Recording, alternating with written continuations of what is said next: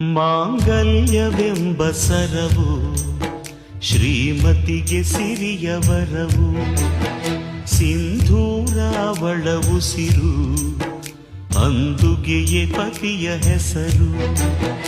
ಮುತ್ತೈದೆ ಎಂಬ ಪದವೇ ಹೆಣ್ಣಾದ ಅವಳ ಒಡವೆ, ಮುತ್ತೈದೆ ಎಂಬ ಪದವೇ ಹೆಣ್ಣಾದ ಅವಳ ಒಡವೆ. ಮಾಂಗಲ್ಯವೆಂಬ ಸರವು ಶ್ರೀಮತಿಗೆ ಸಿರಿಯ ವರವು, ಸಿಂಧೂರ ಅವಳ ಉಸಿರು, ಅಂದುಗೆಯೇ ಪತಿಯ ಹೆಸರು.